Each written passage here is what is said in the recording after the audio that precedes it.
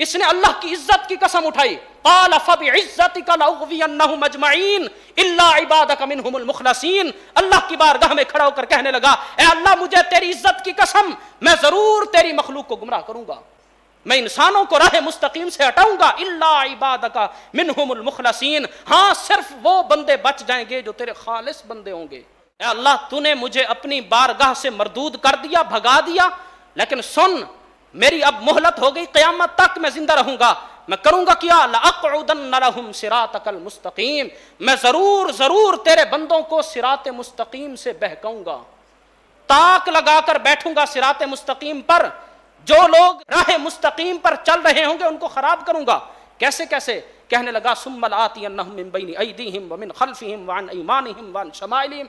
یا اللہ آگے سے حملہ کروں گا, پیچھے سے حملہ کروں گا, دائیں سے حملہ کروں گا, بائیں سے حملہ کروں گا, چاروں جانبوں سے ٹل لگاؤں گا. وہ بندہ جو راہ مستقیم پر چل رہا ہے اس کو گمراہ کر کے اپنے ساتھ جہنم میں لے جاؤں. یہ پہلے دن شیطان نے اللہ کی بارگاہ میں کھڑا ہو کر چیلنج کیا, بلکہ سورۃ الصاد کے اندر اس نے اللہ کی عزت کی قسم اٹھائی. قال فبعزتک لاغوینہم اجمعین الا عبادک منہم المخلصین. اللہ کی بارگاہ میں کھڑا ہو کر کہنے لگا اے اللہ مجھے تیری عزت کی قسم میں ضرور تیری مخلوق کو گمراہ کروں گا, میں انسانوں کو راہ مستقیم سے ہٹاؤں گا. الا عبادک منہم المخلصین, ہاں صرف وہ بندے بچ جائیں گے جو تیرے خالص بندے ہوں گے, جن کی نیکیاں, جن کی عبادتیں خالصتاً صرف تیری رضا کے لیے ہوں گی. تیرے عباد مخلصین کے علاوہ ہر بندے کو گمراہ کروں گا. یہ قرآن میں اللہ بتا رہا ہے. ہمیں کیوں بتا رہا ہے؟ اپنا دشمن پہچانو, کتنا بڑا دشمن ہے, ازلی دشمن. پہلے دن سے قیامت تک اس کو مہلت دی گئی ہے, اور صبح شام اس نے ٹر لگانا ہے کہ انسان کو, مسلمان کو, نیک بندے کو راہ مستقیم سے ہٹا کر اپنے ساتھ جہنم میں لے جائے. تو اس نے قسمیں اٹھائی.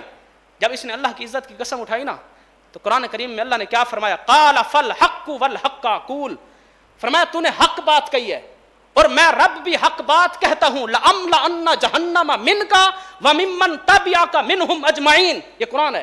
اللہ نے فرمایا کہ سن لے, پھر میں ضرور تجھ سے اور تیرے ماننے والوں سے جہنم کو بھی بھر دوں گا.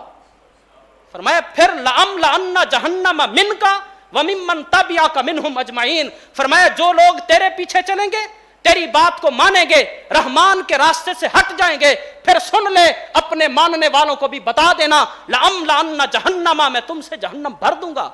فرمایا پھر مجھ رب کا عذاب جہنم بھی تیار ہے. وہ لوگ جو تیرے پیچھے چلیں گے پھر تیرے ساتھ جہنم میں جائیں گے.